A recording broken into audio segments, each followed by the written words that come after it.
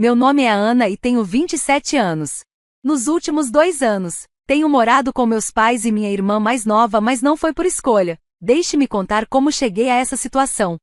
Depois que me formei na faculdade, fiquei empolgada para começar minha vida independente. Encontrei um apartamento pequeno, que cabia no meu orçamento com o salário inicial, e me mudei da casa dos meus pais. Não era nada luxuoso, apenas um kitnet em um prédio antigo, mas era meu. Bom, alugado, mas você entende o que quero dizer.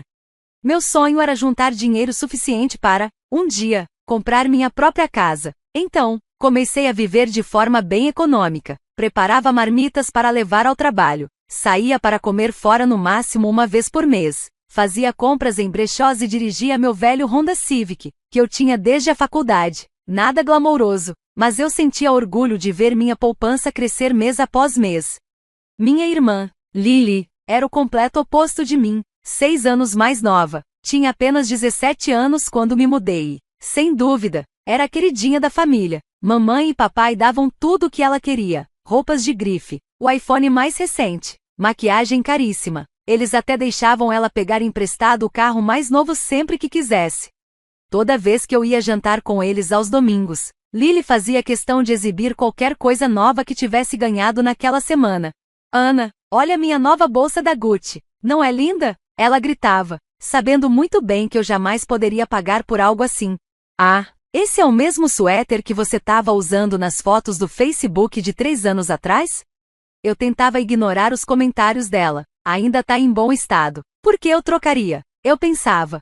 Porque tá fora de moda. Nossa, Ana, você se veste como uma vovó. Lily dizia, rindo e olhando para nossos pais, esperando aprovação. Mamãe e papai nunca diziam nada quando ela agia assim. Só sorriam de forma indulgente ou mudavam de assunto. Acho que achavam que era só uma provocação inofensiva. Durante esses anos, trabalhei duro no meu emprego em marketing e continuei economizando. Aprendi novas habilidades. Fui promovida e realmente estava construindo uma vida para mim. Tinha um círculo pequeno de amigos próximos, embora não fizéssemos nada muito caro. Nos divertíamos bastante noites de cinema em casa, trilhas aos fins de semana, cafés e boas conversas. Eu estava feliz. Mas, pouco depois do meu aniversário de 25 anos, tudo mudou. Cheguei para o jantar de domingo e, na hora, percebi que algo estava errado. O papai estava estranhamente calado, e os olhos da mamãe estavam vermelhos, como se ela tivesse chorado. Lily também estava mais contida que o normal, mexendo no celular sem exibir nada novo. Sentamos para jantar, e o clima na mesa estava pesado. Dava para sentir a tensão no ar. Finalmente, papai pigarreou. Ana, precisamos conversar com você sobre uma coisa importante, disse ele, com a voz séria e tensa. Mamãe esticou a mão e segurou a dele com força. Seu pai perdeu o emprego na semana passada. A empresa está fazendo cortes e demitiram todo o departamento dele. Larguei o garfo. Sinto muito, pai, isso é terrível. Mamãe começou a torcer o guardanapo entre os dedos, nervosa. A questão, Ana, é que a gente não sabe como vai conseguir se virar financeiramente. A mensalidade da faculdade da Lily começa no mês que vem, e ainda tem a hipoteca, o carro, as contas. Os 3 olharam para mim. Antes mesmo que dissessem qualquer coisa, eu já sabia o que veria. Ana, disse mamãe, com os olhos cheios de lágrimas, detestamos pedir isso, mas estamos desesperados. Você consideraria voltar para casa por um tempo, só até seu pai conseguir um novo emprego? Se você pudesse ajudar com as despesas da casa, conseguiríamos manter as mensalidades da Lily e continuar morando aqui. Foi como levar um soco no estômago. Voltar para casa. Abrir mão da minha independência, pausar meus planos de poupança, mas, ao olhar para os rostos deles, tão angustiados, eu simplesmente não conseguia dizer não. De quanto vocês precisariam por mês? Perguntei, já me despedindo mentalmente do meu apartamento. Uns $800 cobririam a mensalidade da Lily e ajudariam nas contas, calculou mamãe, sem hesitar. Isso era quase tudo que eu conseguia guardar por mês, mas eles eram minha família. E precisavam de mim. Tá certo, eu disse, depois de um momento. Vou avisar no meu prédio esta semana. Mamãe começou a chorar e me abraçou com força. Você está nos salvando. Ana, está salvando essa família de verdade. Papai parecia aliviado e grato. Não vai demorar, princesa. É só até eu me recuperar. Até Lily parecia emocionada. Obrigada, Ana. Eu não sei o que faria se não pudesse ir para a faculdade com os meus amigos. 2 semanas depois, eu estava de volta ao meu antigo quarto de infância. Ou melhor, o que costumava ser meu quarto. Depois que me mudei, Lily transformou o espaço em um closet para o guarda-roupa em constante crescimento dela. Agora, as roupas tinham sido tiradas às pressas, embora o armário ainda estivesse lotado de peças extras. O quarto parecia menor do que eu lembrava, com as paredes azul claro e a cama de solteiro. Tive que colocar a maior parte dos meus móveis em um depósito. Naquela primeira noite, deitada na minha velha cama, tentei me consolar com a ideia de que aquilo tudo era apenas temporário. Achei que papai logo encontraria um emprego e que, em pouco tempo, eu estaria sozinha de novo. Mal sabia o quanto estava enganada e o quão rápido tudo mudaria depois que voltei a morar com meus pais. Os primeiros meses de volta à casa deles até que foram bons. Mamãe preparava jantares especiais para me agradecer, e papai sempre dava tapinhas no meu ombro, dizendo: "Você é uma salvadora, Ana." Configurei transferências automáticas para mandar $800 para a conta da minha mãe no primeiro dia de cada mês. Era um baque doloroso na minha conta bancária, mas eu repetia para mim mesma: é pela família. Depois de uns 3 meses, papai finalmente conseguiu um novo emprego. Comemoramos com champanhe naquela noite. Então, acho que posso começar a procurar meu próprio lugar de novo, falei, esperançosa, esperando ouvir um claro como resposta. Mas o sorriso da mamãe sumiu. Bem, a questão, Ana, é que o salário novo do seu pai não é o que esperávamos. Papai continuou olhando fixamente para o prato.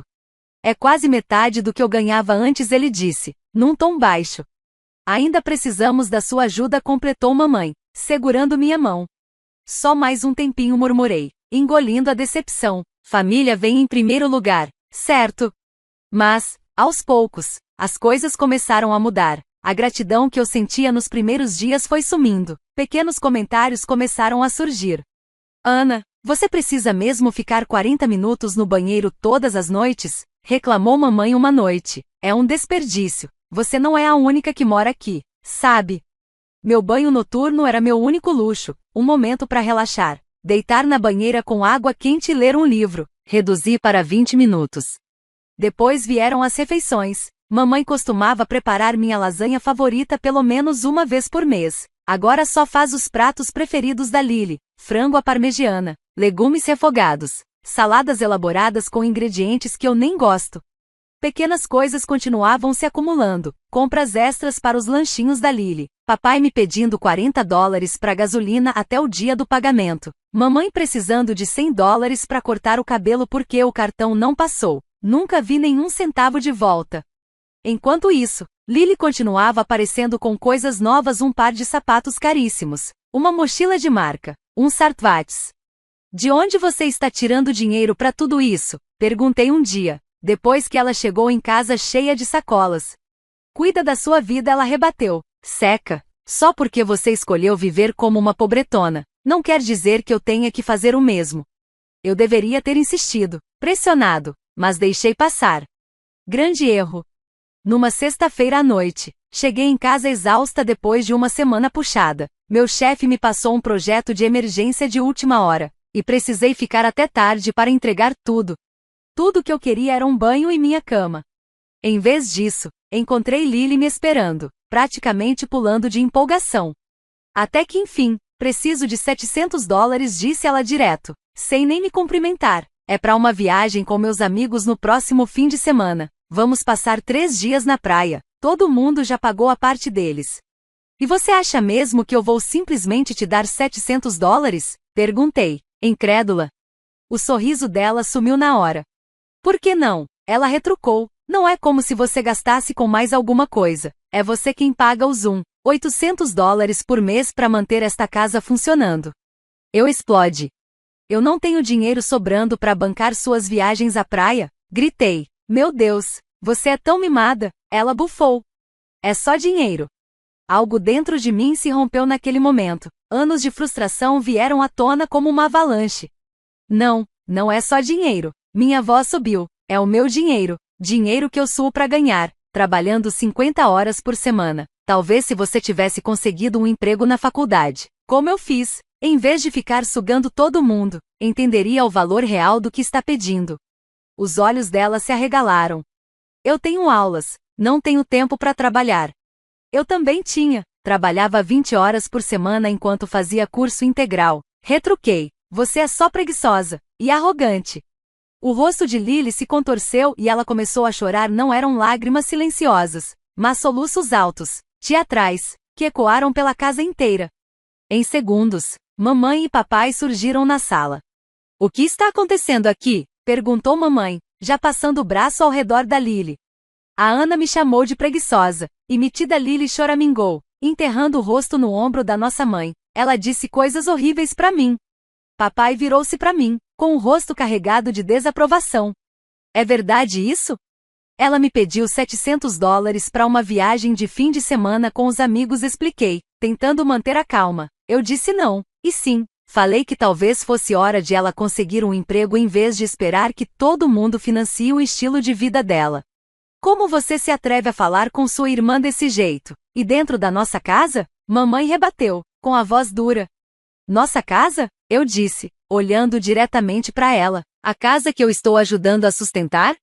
O rosto da mamãe ficou vermelho como um tomate. Aí está, toda vez que alguém discorda de você, você joga seu dinheiro na nossa cara.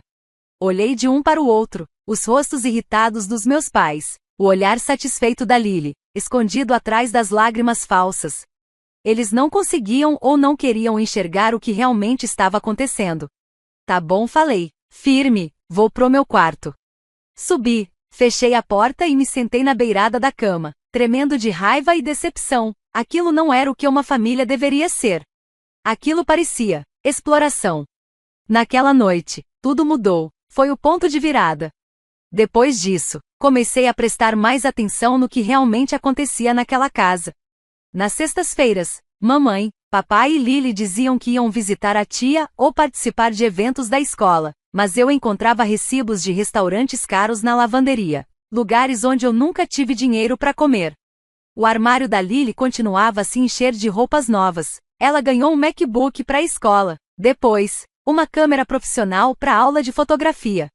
Enquanto isso, eu ainda dirigia meu carro de 10 anos, e minhas roupas, eu só as trocava quando literalmente começavam a rasgar. 6 meses se passaram assim, depois 1 ano, e então 18 meses. Toda vez que eu mencionava a possibilidade de sair de casa, surgia uma nova crise financeira que me fazia adiar os planos. O carro do papai precisava de conserto, o telhado começou a vazar. A mensalidade da Lily aumentou. Eu me sentia preso numa situação sem fim à vista. Meu sonho de ter minha própria casa parecia cada vez mais distante. E o pior era que minha família já nem demonstrava gratidão. Me tratavam como um caixa eletrônico que, de vez em quando, ainda atrapalhava o uso do banheiro. Já haviam se passado quase 2 anos desde que voltei a morar com meus pais. Minha conta poupança, que antes crescia mês a mês, estagnou completamente. Sempre que eu lembrava o quanto ainda faltava para alcançar meu objetivo, sentia um aperto no peito. A tensão dentro de casa só aumentava. Comecei a fazer hora extra só para evitar voltar. Às vezes, eu ficava no carro, no estacionamento do trabalho, só olhando anúncios de apartamentos no celular, sabendo que não podia pagar por nenhum deles. Enquanto isso, continuava transferindo religiosamente $800 todo mês para meus pais. Então chegou o dia que mudou tudo. Cheguei em casa depois do trabalho e encontrei meus pais e a Lily sentados em volta da mesa da cozinha, olhando animadamente para o laptop da mamãe. Estavam rindo e conversando, mas tudo parou quando eu entrei. O que está acontecendo? Perguntei, largando minha bolsa no chão. Meu aniversário seria dali a 1 semana. Por um momento, pensei, vai ver, eles estão planejando uma surpresa para mim. Papai pigarreou. Se você precisa saber, estamos planejando uma viagem em família. Meu coração até se animou um pouco. Ah, isso parece ótimo. A gente podia passar o fim de semana juntos, no meu aniversário, talvez? Um silêncio desconfortável se instalou.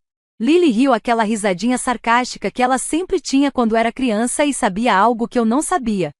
Não com você, ela disse. Só nós 3. Vamos para Cancún daqui a 2 semanas. Fiquei encarando eles. esperando que alguém dissesse que era brincadeira. Mas ninguém disse nada. Vocês vão viajar pro México, sem mim? Perguntei, tentando processar. Você tem que trabalhar, querida, disse mamãe, como se fosse a explicação mais óbvia do mundo. Achamos que você não conseguiria folga.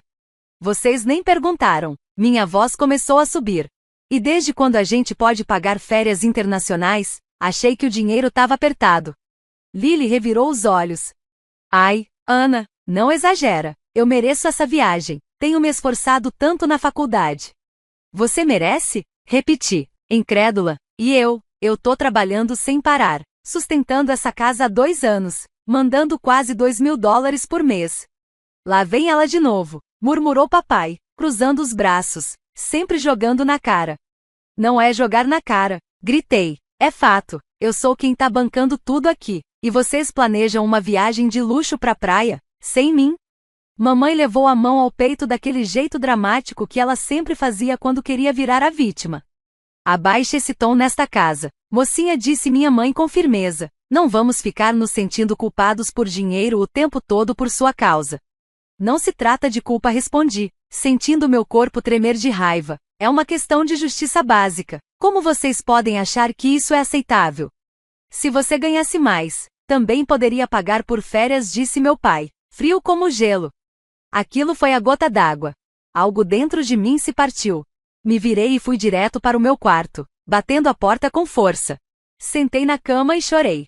Não só pelas férias, mas porque, pela primeira vez, enxerguei minha família com clareza. Eles não me amavam do mesmo jeito que eu os amava. Para eles, eu era apenas uma fonte de recursos, um banco ambulante.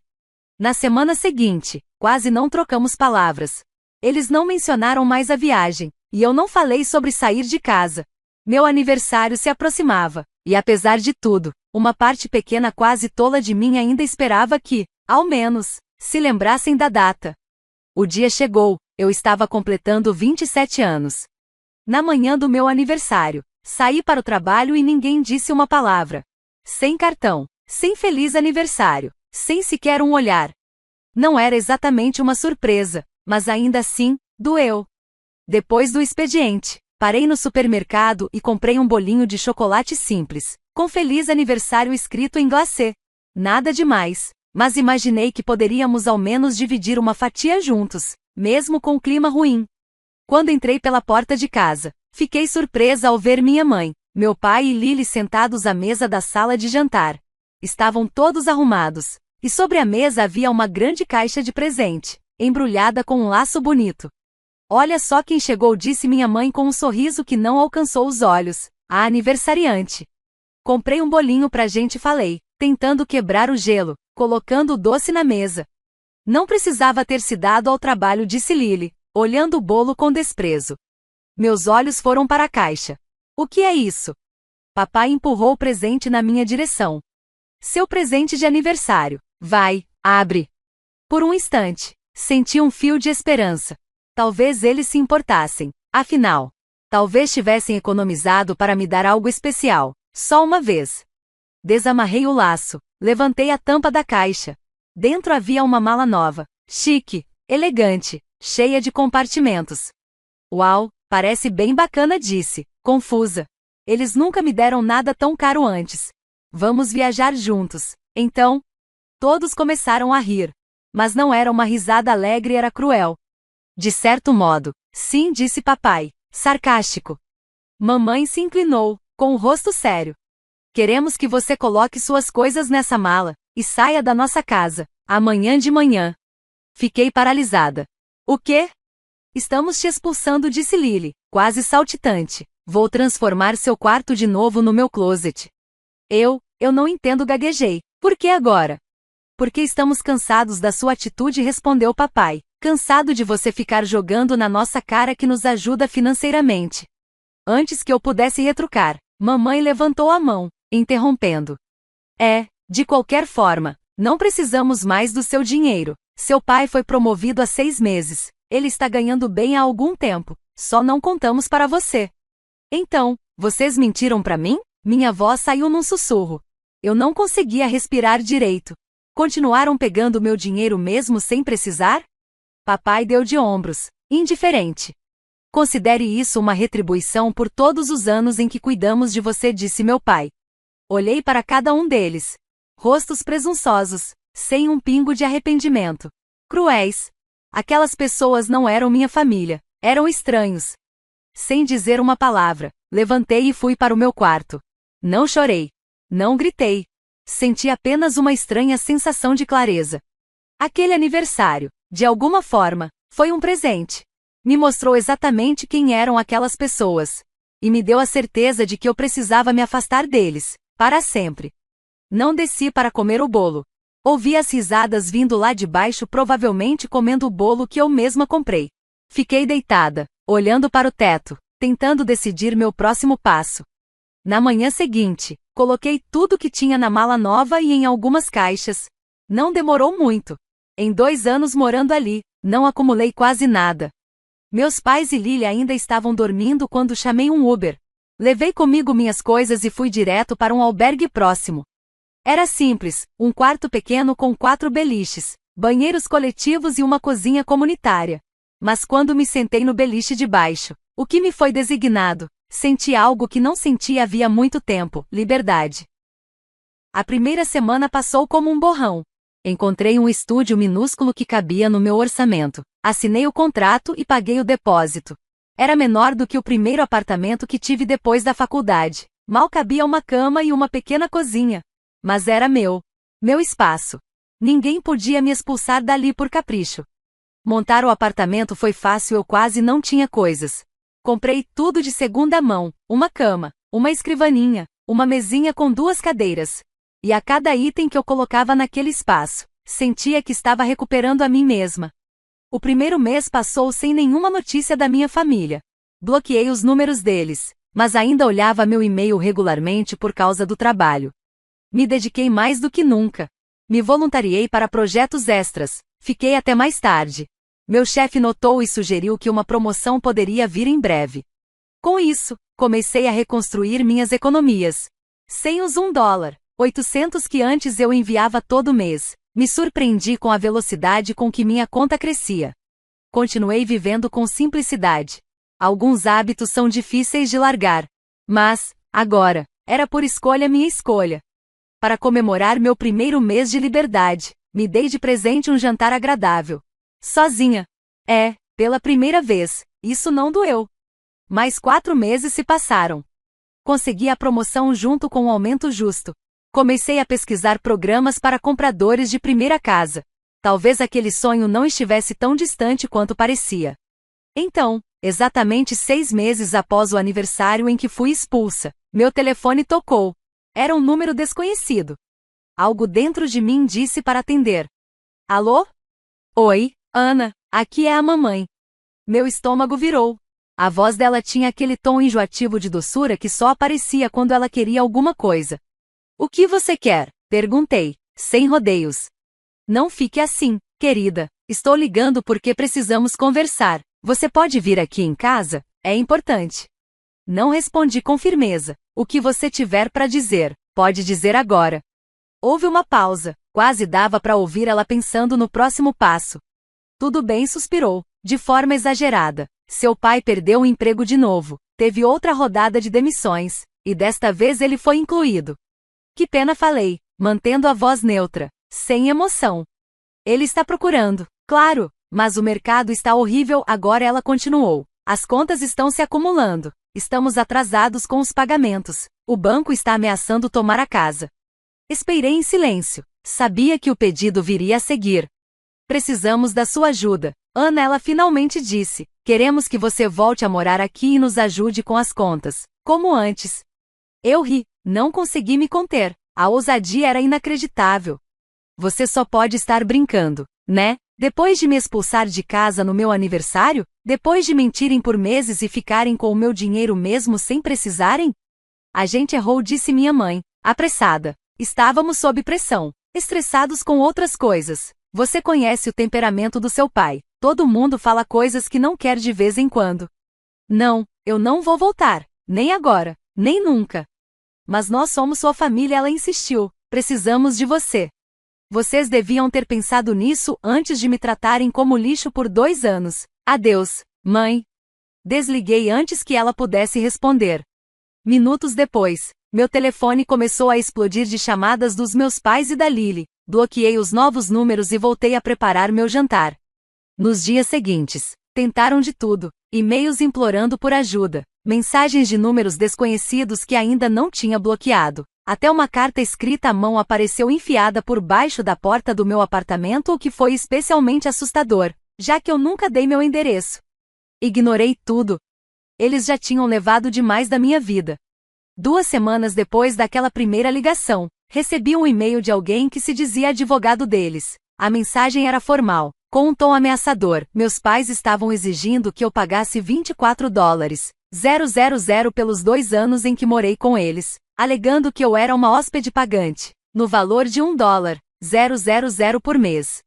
Quase apaguei o e-mail, achando que era mais uma tática de intimidação, mas algo no cabeçalho e na assinatura parecia legítimo. Fiz uma rápida busca no Google e confirmei, o advogado existia de verdade. Entrei em pânico. Imediatamente procurei o James, um amigo da faculdade que virou advogado. Nos encontramos para um café no fim de semana e mostrei o e-mail. Eles estão blefando, disse ele, depois de ler. Isso é assédio, não é um processo legal legítimo. Você pode me ajudar a responder? Melhor que isso, ele sorriu. Eu mesmo vou responder oficialmente por você, sem cobrar nada. James redigiu a resposta no mesmo dia. A carta era perfeita profissional, mas devastadora. James reconheceu a alegação e, em seguida, a destruiu ponto por ponto, explicando que eu havia enviado $1,800 por mês à minha mãe durante 2 anos, totalizando $43,200, se os clientes dele decidissem levar o caso adiante. A carta concluía: minha cliente está preparada para apresentar uma reconvenção no valor total de $43,200, além de honorários advocatícios e danos morais. Temos registros bancários documentando todas as transferências. James enviou o e-mail diretamente do endereço do escritório dele naquela mesma noite. 3 dias depois, o advogado deles respondeu com uma mensagem curta: seus clientes haviam decidido não prosseguir com o processo. E foi assim que tudo acabou. As ligações pararam, as mensagens cessaram, os e-mails sumiram. Por meio de parentes em comum, fiquei sabendo que as coisas não estavam indo nada bem por lá. Meu pai ainda não tinha conseguido outro emprego. Eles venderam um dos carros para conseguir pagar o último ano da faculdade da Lily. Os credores ligavam o tempo todo, e eles corriam o risco de perder a casa. 1 ano atrás, essa notícia teria me destruído. Eu teria corrido para ajudar não importando como tinham me tratado. Mas agora, tudo que senti foi uma pena distante, daquelas que a gente sente por desconhecidos ao ver uma notícia ruim na TV. Eles fizeram suas escolhas. Me trataram como uma fonte de dinheiro, não como uma filha. Se aproveitaram do meu amor e da minha generosidade, e me descartaram no momento em que acharam que eu não era mais útil. Hoje faz 1 ano desde que me mudei para o meu próprio lar. Acabei de dar entrada na compra de uma casa simples, através de um programa para compradores de primeira viagem. Ainda não é a casa dos meus sonhos, mas é um ótimo começo. Minha conta poupança está mais saudável do que nunca. Consegui mais uma promoção no trabalho, e até comecei a namorar alguém que me respeita e que respeita os meus objetivos. Às vezes, em momentos de silêncio, ainda sinto uma pontada de tristeza, não pelo dinheiro, mas pela perda da ilusão de ter uma família. Eu achava que sabia quem eles eram, acreditava que me amavam do jeito que eu os amava. Mas ganhei algo mais valioso do que qualquer quantia em dinheiro ou até mesmo do que a própria família: autoestima.